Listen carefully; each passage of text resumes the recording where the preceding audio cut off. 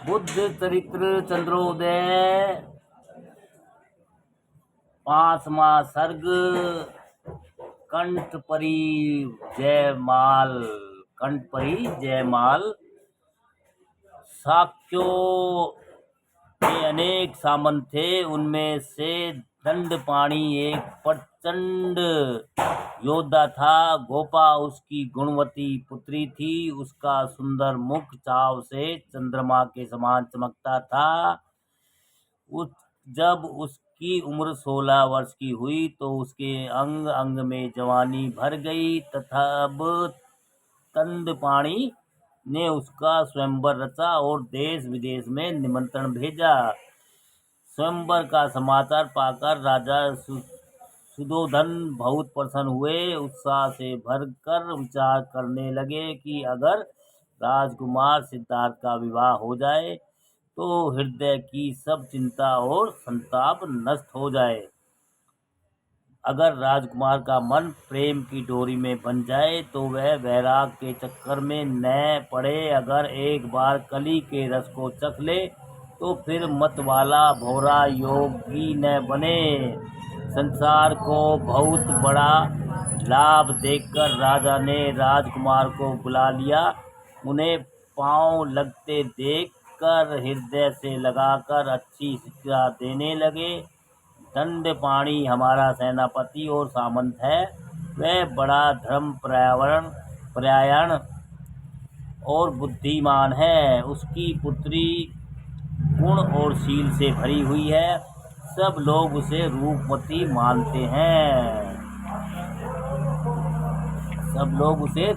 मानते हैं। दंडपाणि उसका स्वयंवर कर रहा है। उसके लिए प्रेम निमंत्रण भेजा है। तुम वहां जाकर शुभ विवाह देखो। उसे वर्ण करके निर्मल जय लाभ प्राप्त करो।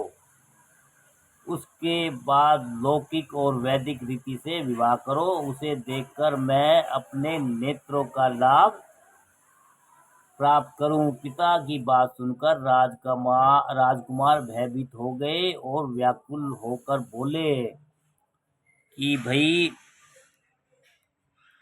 मेरा मन तो काम सुख का निवारण करके वैराग्य सुख का सेवन करने वाला है, क्योंकि वह संसार की गुण गति को जानने वाला है। बिना आंतरिक इच्छा के विवाह करना ठीक नहीं है। ऐसा करने पर अंत में हम दोनों को संताप होगा। राजा की इच्छा कमल वर्ण के समान थी। पुत्र के वचनों से उन पर पाला सा पड़ गया। वे व्याकुल होकर कहने लगे, हे पुत्र, हृदय को भेदने वाली बात मत कहो। तुम्हारे माता पिता दोनों ही वृद्ध हो चुके हैं। तुम्हारे अलावा कोई मजबूत सहारा नहीं है।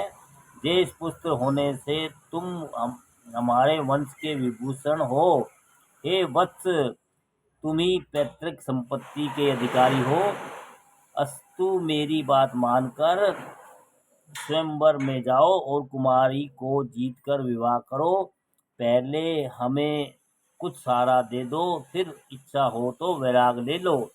हे पुत्र, सूर्यवंश की प्रथा का पालन करो। मेरी छोटी सी इच्छा पूरी करो। पिता के वचन सुनकर सिद्धार्थ का हृदय अपने आप में पसीज गया। वे पिता के संताप को जान गए। पिता के आज्ञा मानकर वे स्वयंवर में आए। वहां की सुंदर साज सज्जा अच्छी लगी। तरह तरह के रंग बिरंगे तंबू कतार दर कतार तने हुए थे। काम का सुख उपयोग करने वाले प्रणय प्रतियोगी वहां आकर अपने अपने दल बल के साथ ठहरे हुए थे। ध्वजा पताका आकाश में उड़ रही थी। रथ हाथी घोड़े बंधे हुए हिनहा रहे थे। राजकुमार सिद्धार्थ को आते हुए जानकर दंडपाणि ने लपक कर अगवानी ली। उन्हें लाकर सुंदर खेमे में ठहराया और सब सुख सुविधाएं उपलब्ध कराई। दूसरे दिन हृदय में हर्षित होकर पूरे नगर में निमंत्रण दिया। उसके बाद भव्य स्वयंवर का शुभारंभ किया। एक रमणीक स्थान जो भली प्रकार समतल था, और जिसका विस्तार 10,000 वर्ग हाथ था। वहीं पर सुंदर स्वयंवर भूमि बनाई गई थी और उसे चारों ओर से घेरते हुए कनाते तनी हुई थी। आकाश में स्वयंवर शाला की नाप के मंडप तने हुए थे। मंडप के खेमों पर बंदरवार लगे हुए थे। अलग अलग बहुत से मंच बने हुए थे जिन पर का नाम पट लिख लिख कर लगा दिए गए थे। स्वयंवर में विशेष योग होने वाले प्रतियोगी अपने अपने नाम खोजकर अपने अपने मंचों पर बढ़ कर बैठ गए। वे अपने अपने मंचों पर छत्र तनाए हुए थे, सिर से पांव तक मोहने वाली वेशभूषा धारण किए हुए थे। क्या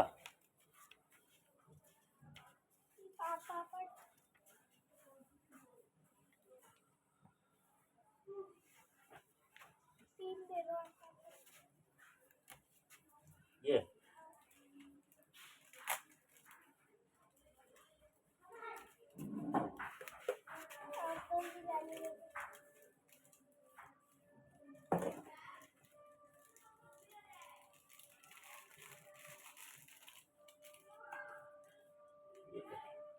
अंगूठी लगी हुई है।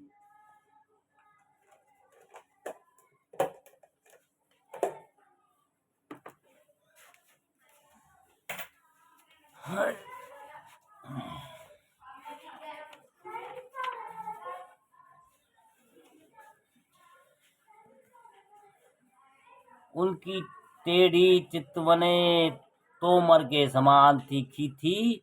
उनकी मूछों में बिच्छू के डंक जैसी ऐंठन थी। वे अनुराग से रंगे हुए तथा उत्साह से उमंगित होकर अपने अपने सहचरों के साथ अपने अपने मंच पर बैठे हुए थे। सब प्रतिभागी समान भाव से अपने अपने रूप के अहंकार से भरे हुए थे। सब काम के नशे में चूर होकर सभी सोच रहे थे कि कुमारी उन्हें छोड़कर किसी अन्य का वरण न करेगी। जो प्रतियोगी स्वयंवर में आए थे वे सब अपने मन में पूरा भरोसा लगाए हुए प्रवेश द्वार की ओर देख रहे थे कि कुमारी कब कृपा दृष्टि करेगी। यह सोच रहे थे कि वह सुंदरी रंगभूमि में कब आएगी। वह चकोरी उनके मुख चंद्र को कब देखेगी। उनके सुंदर गले में वर्णमाला कब डालेगी। उन्हें अंक में भरकर पढ़ने की मंदिरा कब पिलाएगी। ये भविष्य की कल्पना करके कामाधीर हो रहे थे। नदी के किनारे बैठे हुए प्यासों मर रहे थे।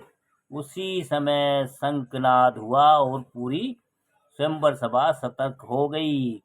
अपनी अंतरंग सखियों के साथ लिए हुए कुमारी यशोदा ने स्वयंवर सभा में प्रवेश किया। सभी आंखें उसकी ओर इस प्रकार उन्मुख हो गई मानो शहद पर मक्खियां टूट पड़ी हो। आंखें उसे देख देख कर थकती नहीं थी पर उसे चख नहीं सकती थी। उसकी देह हीरे के समान दमक रही थी तो साड़ी नीलम के समान शोभामान थी। ऐसा लगता था मानो बादलों के बीच के समूह में बिजली की कटार चमक रही हो। सुंदर केश राशि इस प्रकार बांधकर बनाई गई थी मानो काली घटा मंडरा रही हो।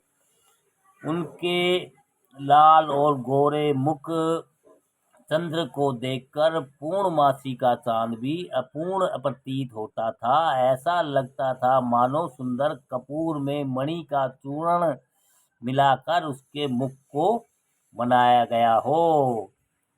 उसकी आंखें शराब की प्यालियों की तरह नशीली थी। वे इतनी लचीली थी कि अपनी ओर देख देख कर लज्जित हो जाती थी। गालों में रस भरे कमल शोभामान थे। उनकी ओर देखते ही मन रूपी भौरे उनका मुख मधु पीने के लिए ललायित हो जाते थे।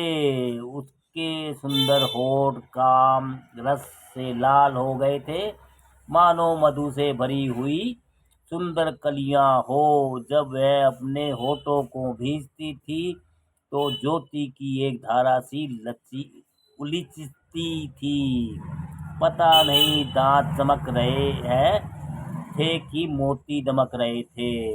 शंख के समान सुंदर और चिकनी ग्रीवा इधर उधर देखते या मोड़ते समय लचक कर बल खाने लगती थी। चोली में चुभे हुए उसके रोज बाहर नहीं निकल पाते थे, इसलिए वे कंचुकी के भीतर ही कसमसा कर रह जाते थे।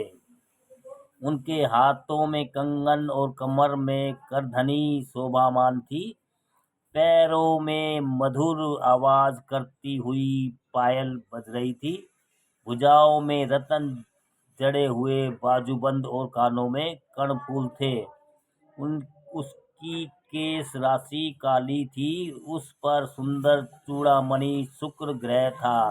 नीला वस्त्र ही नीला आकाश था तथा हृदय हार ही निहारिका अर्थात आकाश गंगा थी। उसके सुंदर मुख पर मुख राग का लेप था, मानो चंद्रमा पर फूलों का पराग हो। खुले हुए नाखूनों पर नख लेप लगे हुए थे, मानो कमल की पंखुड़ियों पर दीपक जलाए हो। उसकी सहेली अक्षत और पुष्प के साथ सोने की थाली में वरमाला लिए हुए थी। सखी उसे मुस्कुराते हुए प्रशंसापूर्ण दृष्टि से देखा तो मानो उसे आगे बढ़ने का इशारा मिल गया। संकेत पाकर वह रूप सी चंचल लहर सी लहराई और पहले मंच के पास गई। उसे देखकर काशी नरेश का बड़ा दामाद गदगद शरीर से उठकर खड़ा हो गया। मुद्रिता से मुस्कुराते हुए थोड़ा सिर झुकाकर तथा दोनों हाथ जोड़कर उसने कुमारी यशोदा को प्रणाम किया। अनेक बंदीजन आगे बढ़कर बढ़ा चढ़ाकर उसका यशोगान करने लगे।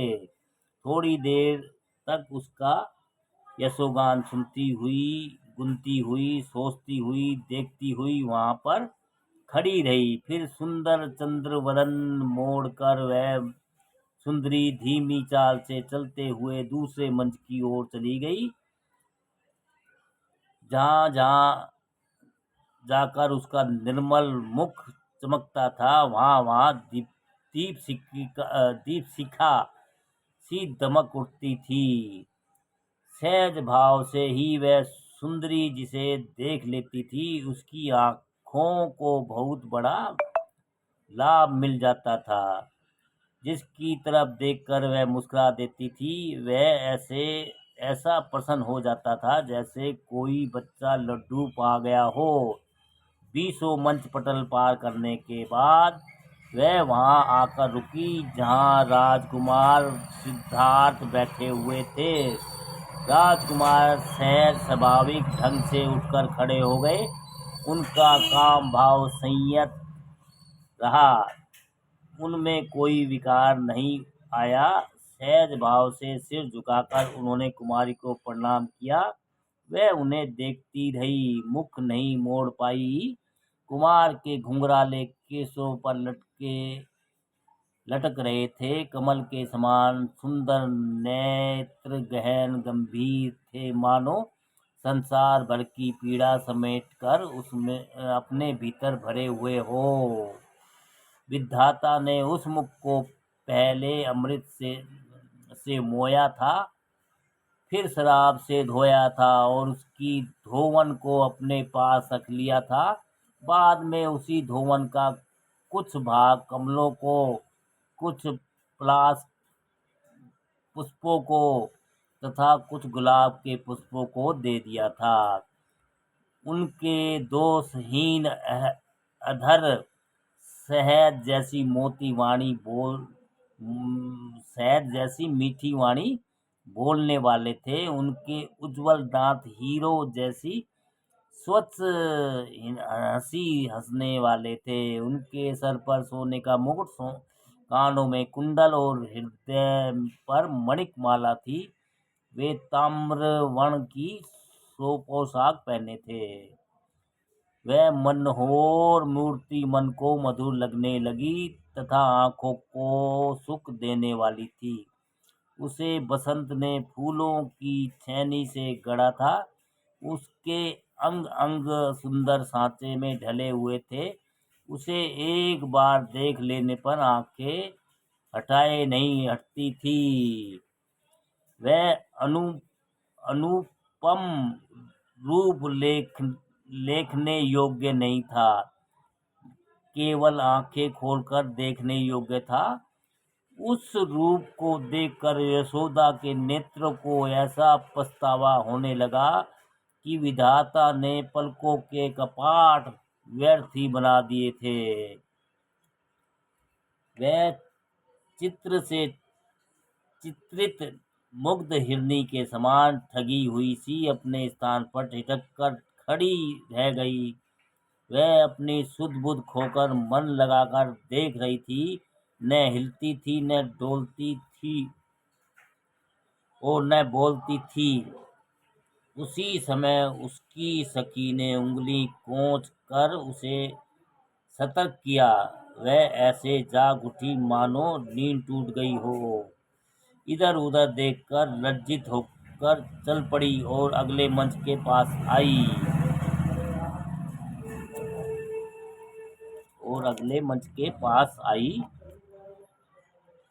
वह मोहिनी मूर्ति उसके मन मंदिर में समा गई। अस्तु उसका मन कुछ भारी हो गया, जिससे उसके पैर आगे नहीं बढ़ते थे।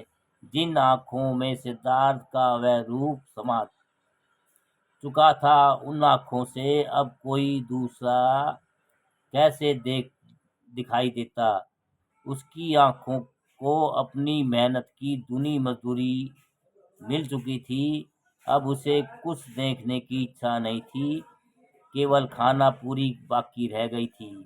अब उसकी आंखें देखती नहीं थी, निहार कर रह जाती थी। कान सुनते नहीं थे, अनक कर रह जाते थे। पांव बढ़ते नहीं थे, उसे घसीट रहे थे। जो करके उसने सब मंचों के सामने डोलने की रस्म पूरी कर ली। जैसे तैसे करके जब पहला चक्र पूरा हुआ तो उसका शरीर परिश्रम से चूर होकर शिथिल पड़ गया। वह शीघ्र ही स्वयंवर को छोड़कर बेचैन और बेहाल होकर अपनी माता के पास चली गई। जब वह माता से कहने लगी, हे माता, जैसे वरुण करने के लिए तुमने मना किया था, उसने बलपूर्वक मेरा चित्त हरण कर लिया है। अब मैं अपने हृदय दाह में जल रही हूँ। मेरे मन में चैन नहीं है। अब मैं उसे वर्णन नहीं करूँ तो क्या करूँ। उसने हृदय में ललायित होकर एक बार भी न तो मुझे देखा, न मुझ पर कोई ध्यान दिया। विधाता ने मुझे व्यर्थ ही इतना रूप दिया और मैंने व्यर्थ ही 16 श्रृंगार किए। उसने मुझे अपने मन में बहुत हल्की समझकर मेरी तरफ इस प्रकार देखा मानो मैं कोई अत्यंत कड़वी ककड़ी हूँ। यद्यपि उसने बहुत ही नीरस हृदय पाया है, तो वह मन को सरस पुण्य के समान अच्छा लगा। उसके अंगों को अनुम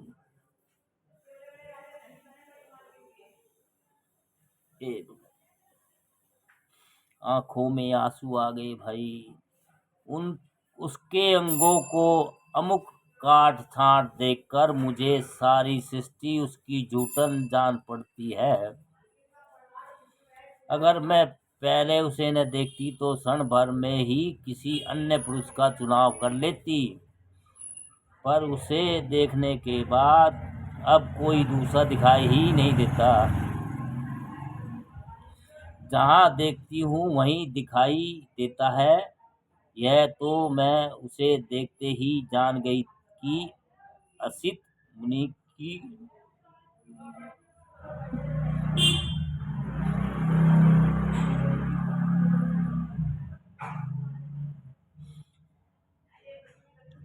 मुनि की भविष्यवाणी सही होगी। वह जन्म से ही विषय वासना से विमुख है, राग भाव से रहित है। ऐसा लगता है मानो उसने लोक कल्याण के लिए ही जन्म लिया है। वह या तो विवाह करेगा ही नहीं, और अगर करेगा तो अंत में असहनीय दुख ढा देगा। असित मुनि की भविष्यवाणी निश्चय ही सही साबित होगी। वह सांसारिक सुख भोगों में संलग्न न होगा। वह मुझे मझधार में पटक कर घर छोड़ देगा। दूसरा वाक्य कुमार बड़ा कामुक जान पड़ा। मुझे देखते ही उसके मन में वासना जाग उठी थी। कामाधीर होने के कारण वह बहुत बेचैन हो गया था। आंखें फाड़ फाड़ कर मुझे इस तरह देख रहा था मानो आंखों से ही निकल जाएगा। चरणों से उसका शुभ नाम देवदत्त बताया था। रूप रंग तो उसने भी सुंदर पाया, पर उसका हृदय बड़ा कठोर जान पड़ता है। उसके सहवास में कभी शांति नहीं मिलेगी। मुझे एक क्षण के लिए चंदन के अंग का स्पर्श करके मर जाना मंजूर है, पर करोड़ों कल्पों तक सर्प के साथ जीना स्वीकार नहीं है। संसार का ऊंच नीच सब सोचकर मैंने सिद्धार्थ को ही वर्ण करने का संकल्प लिया है।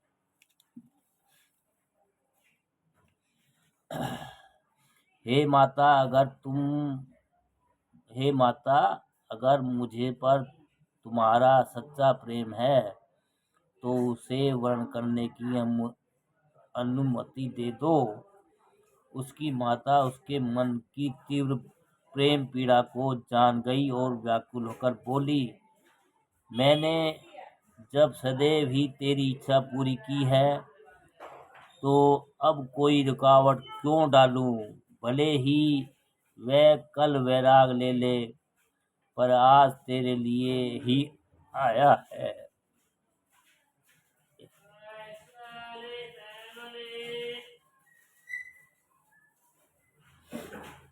आज तेरे लिए ही आया है। क्षण भर के लिए भी प्रियजनों का मिलन अच्छा है, पर अप्रिय लोगों का साथ जन्म भर दहा देने वाला है। तू अपना मन मणिक जिसे समर्पित कर चुकी है, उसे आनंद से उमंगित होकर वर्ण क्यों नहीं करती?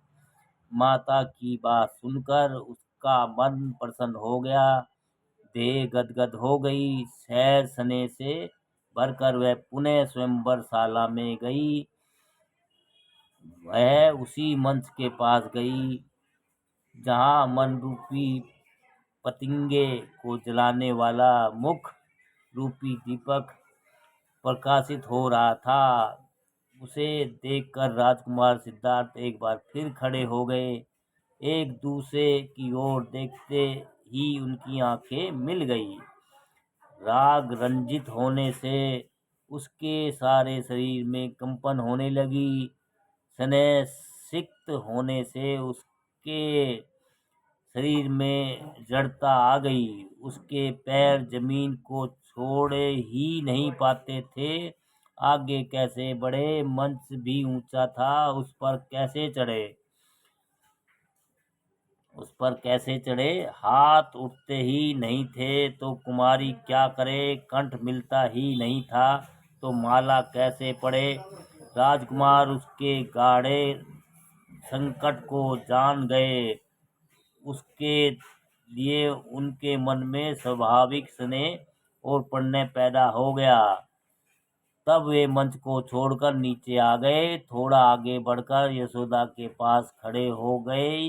उसी समय उसकी सखी ने भी उसकी सहायता की। तब उसने कुमार के कंठ के कांपती हुई वरमाला पहना दी। उसी समय उस सुंदरी ने वरमाला पहना दी। उसके गाल प्रेमातिरेक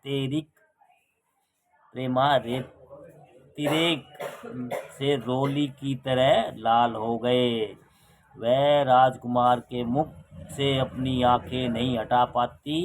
चकोरी चकित होकर चांद को देख रही थी। लोग हर्षित होकर पुष्प वर्षा कर रहे थे और की उस जोड़ी को सारसों की उस जोड़ी को देखकर उसकी प्रशंसा कर रहे थे।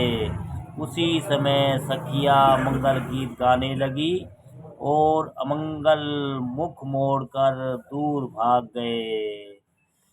स्वयंवर का शुभ समारोह पूरा हो गया। परिणय परिणय सूत्र में बंधकर दोनों हृदय एक दूसरे के समीप आ गए। दोस्तों, 5वां संभाग ये वर्णमाला का है। दोस्तों, बुद्ध चरित चंद्रोदय। और भैया इतने भाव विभोर हो गए कथा कहते सुनाते 5वां भाग की आंखों में पानी आ गया। बड़ा मुश्किल से पूरी कथा कर पाए, पूरा मतलब भाग पढ़ पाए। आंख में आंसू नहीं रुक पा रहे थे। दोस्तों, नमो बुद्धाय। बुद्ध चरित्र चंद्रोदय।